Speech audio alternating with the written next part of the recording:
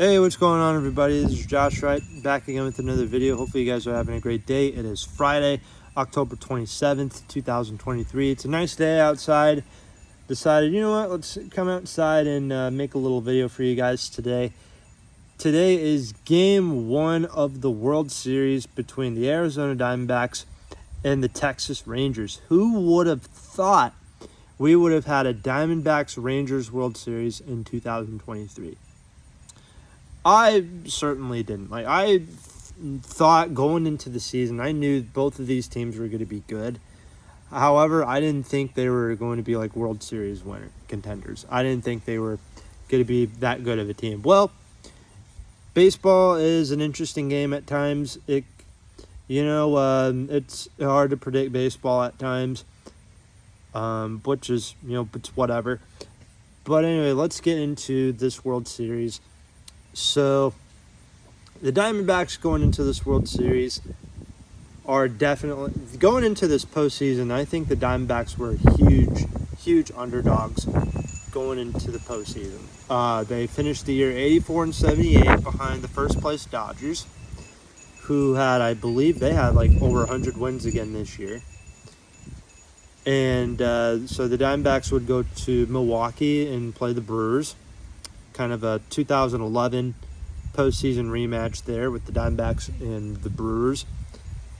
And the Diamondbacks, they got revenge on the Brewers from 2011. If you didn't know, the Brewers won the 2011 Division Series and then against Arizona, and then the Diamondbacks got the revenge this year, sweeping them, and they would move on to play the Dodgers. A lot of people had the Dodgers winning that series. A lot of people had the Dodgers sweeping the Diamondbacks, I'm pretty sure, going into the division series. And, the Diamondbacks would prove the haters wrong again. Clayton Kershaw couldn't get out of the first inning of Game 1. The Dodgers pitching staff just wasn't there. Don't ask me why they had Lance Lynn, of all people, pitching Game 3. Really bad choice there by Dave Roberts. No offense to Lance Lynn. I'm pretty sure he's a great guy. I enjoyed him when he was in St. Louis. But he got absolutely tattooed in Game 3. Diamondbacks would go on to beat the Dodgers, and they would advance to the NLCS. And looks like there's no pool party this October for the Dodgers in Arizona, seems like. But yeah, Diamondbacks would go on to sweep LA. And then NLCS was against the Phillies, who ended up beating the Braves. And so, once again, a lot of people had the Diamondbacks, or were against the Diamondbacks in this series. A lot of people had the Phillies as huge favorites. I mean, looking at the Phillies, they had guys like Aaron Nola, Zach Wheeler, Ranger Suarez, who does really solid in the postseason. Nice lefty to have in your rotation. They had a lot of really good guys. And then offensively, they had Kyle Schwarber, Trey Turner, Bryce Harper, JT Realmuto, Bryson Stott, who had a really good postseasons against both the Marlins and the Braves, Alec Boehm, and, all these great players. And then you got Nick Castellanos, that's another one. I forgot about him. And then looking at the Diamondbacks, they had guys like Zach Gallen leading their rotation, Merle Kelly, Brandon, I forget how you say his last name. It's a really hard name to pronounce. It starts with a P. I know that. P-F-A-A-D-T. Brandon Paffett, I think is his name. Let me know in the comments if I'm butchering that name wrong. You guys will know who I'm talking about. He pitched Game 7, I think, against the Phillies. I think he pitched Game 1 against the Dodgers, too. But anyway, so the Phillies easily won Game 1 and 2 against the Diamondbacks at home. And then going into Arizona, Philly fans, I'm not sure what they were up to, but they were trying to sell tickets, or trying to get it to where a lot of Philly fans would make the Arizona games instead of trying to make it to where Diamondbacks. I guess the Phillies try to be like the Yankees, where they tried to travel well on the road, but it didn't really matter because the Diamondbacks would walk off Game 3. They go on to win Game 4, and then the Phillies would force a Game 5. back to Philadelphia. And, I think most people thought going into when Game 6, Game 7 occurred that the Diamondbacks were done. I don't think a lot of people expected the Diamondbacks to come back. Well, they actually did. They did force a game. They did win Game 6, forcing a Game 7, which they won. And for the first time since 2001, the Diamondbacks won the National League pennant this year. And let me tell you, I saw a lot of Phillies fans on Twitter and Instagram and all over different kinds of social media platforms going absolutely berserk. I know a lot of baseball fans were absolutely berserk, going nuts that the Diamondbacks won against the Phillies. Let me tell you, I was one of those people who was rooting against the Phillies. I wanted the Diamondbacks to win because, they were huge underdogs. I get what it's like being an underdog going into a certain situation. And the Diamondbacks, they wanted to go in and prove the Phillies wrong, that they can do this. They can manage good games, be in great games and better. They played better against the Phillies, and they're the ones who are going to the World Series tonight, not the Phillies. And Torey Lovullo, who's starting to become one of my favorite managers. I really loved him ever since he started managing the Diamondbacks. I know 2021. Yeah, a couple years ago, 2021, the Diamondbacks had a bad season. That was a bad team. They finished the year with over 100 losses, and now a couple years later, look at them now. They play in a tough NL West division. They stumped Milwaukee. They sweep the Dodgers, and then they upset Philly fans. Gotta love to see that. And, they have a lot of really good players. Again, they have Zach Gallen, Merle Kelly, the one Brandon guy that I can't pronounce his name, but he's really good. And then you have guys on the offense like Alex Thomas, Corbin Carroll, who I think I had him winning Rookie of the Year this year. Really good player, really great athlete. Gabriel Moreno, who the Diamondbacks got in a trade from the Blue Jays. Christian Walker. You have Ketel Marte. You have all of these wonderful players giving their all 100%. They are 100% locked in, and they're trying to bring the Diamondbacks something home. They're trying to get the job done, and that's what they did. So then on the American League side, you got the Texas Rangers. So the Rangers, Bruce Bochy, first time managing since 2019 with the Giants.